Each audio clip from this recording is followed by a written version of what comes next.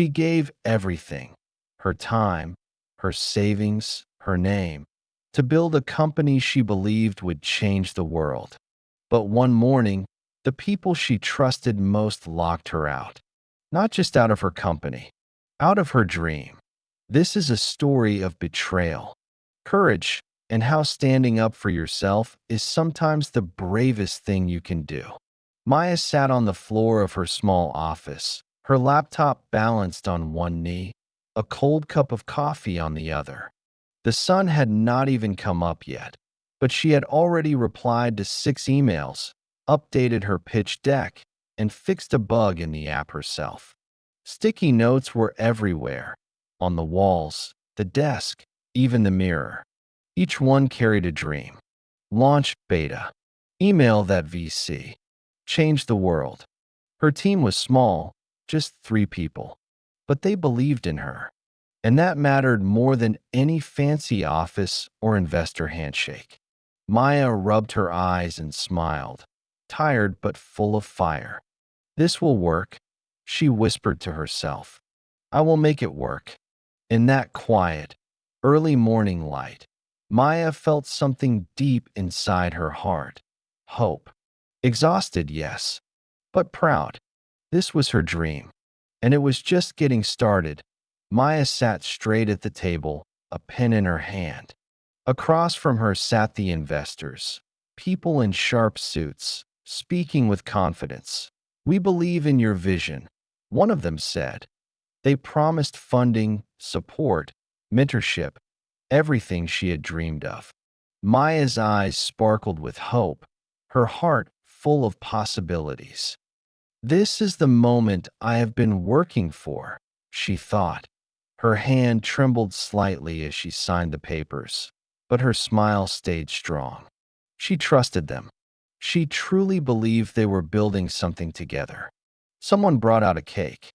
To new beginnings, someone cheered. Laughter filled the room. And that night, Maya whispered to herself, I am ready. This is the start of my dream taking flight. Maya walked into the meeting room late.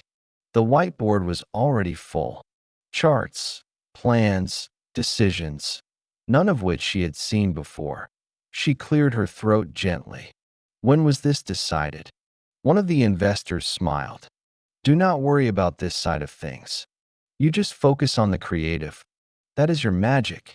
She nodded slowly, trying to hide the tightness in her chest. Later that night, she stared at her laptop screen, the cursor blinking. She opened her notes, but her thoughts felt clouded. Maybe I am just overthinking, she told herself. She wanted to believe they meant well.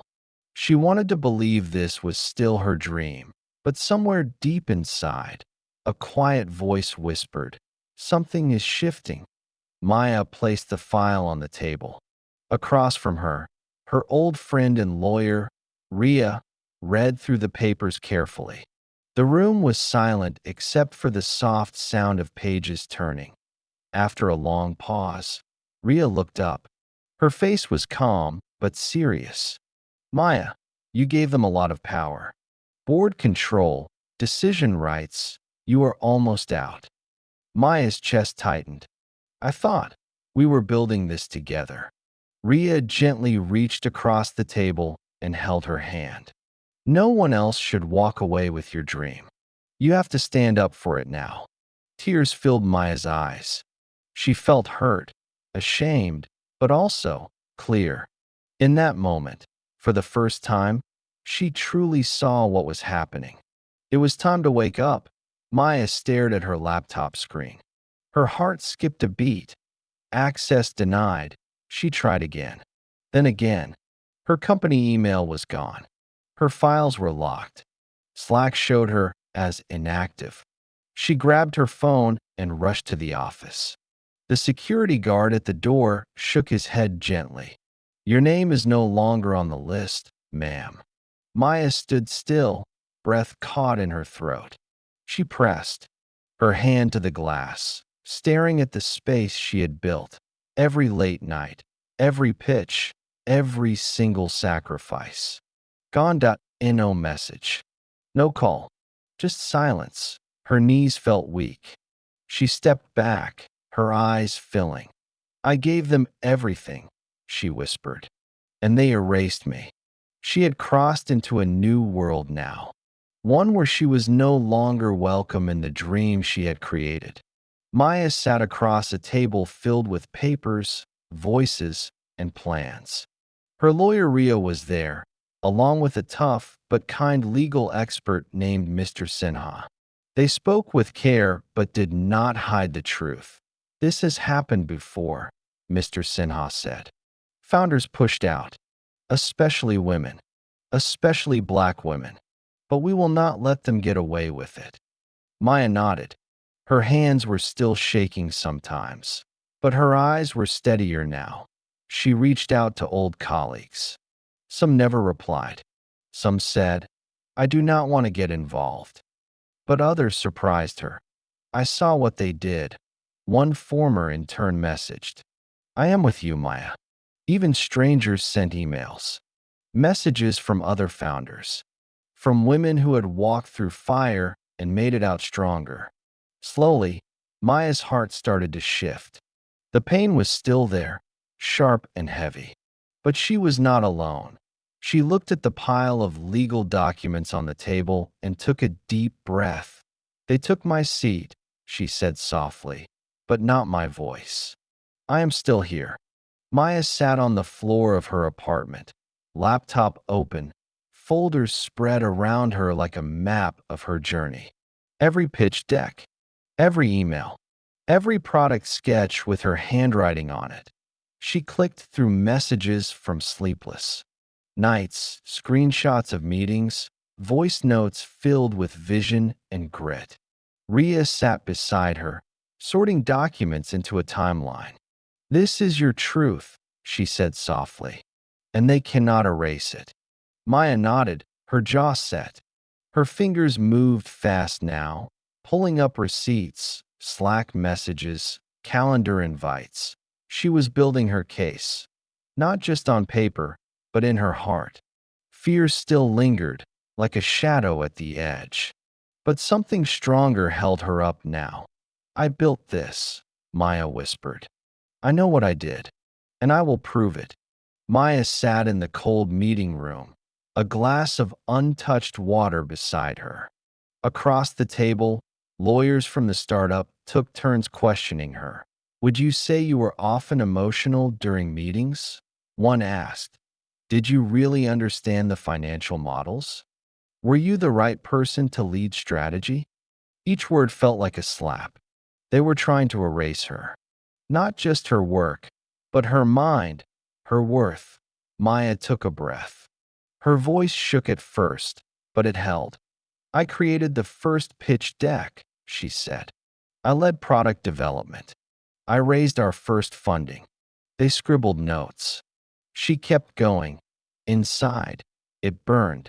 Humiliation, rage, grief. But she stayed in her seat.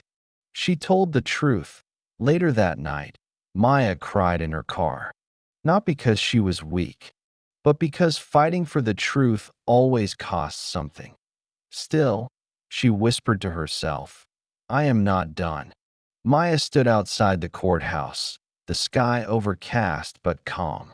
Reporters waited nearby, but she did not speak yet.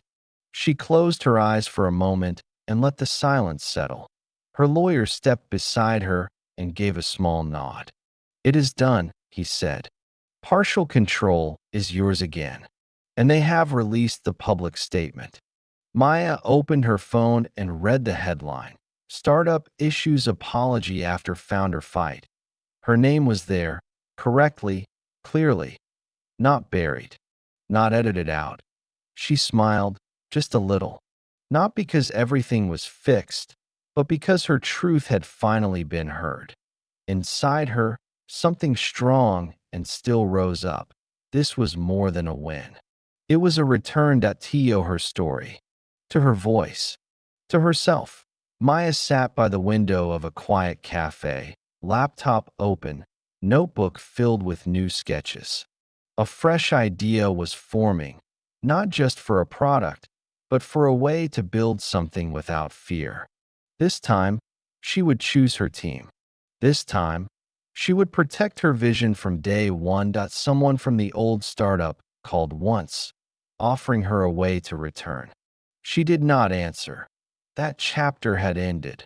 Maya looked around at the small team sitting with her now, young, passionate, kind.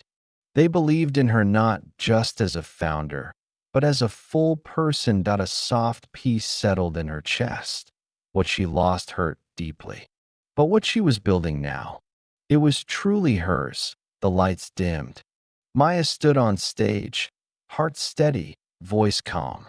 In front of her sat hundreds of young founders, dreamers, just like she once was. She took a breath and began. I was not just pushed out of a company.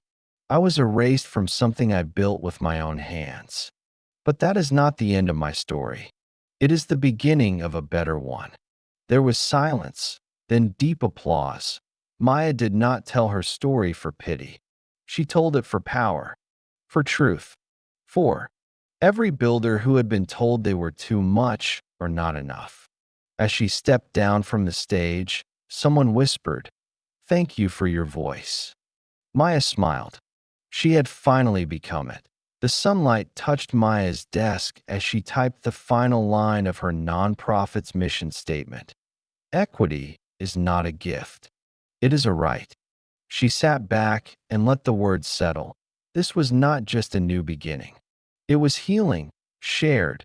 The office was small but full of energy. Young women of color came through its doors every day, some with ideas scribbled on napkins, others with full decks and no investors. Maya welcomed them all with a smile and truth. "I will help you see what I could not," she would say. She taught them how to read term sheets, how to speak up, how to own their worth. And every time one of them said, "I did it," Maya felt whole. She had lost much, but she had returned with something greater: light, knowledge, and love to pass on.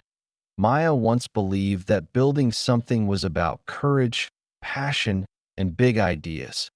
Now, she knows it is also about protection, about being ready when people try to take what you built.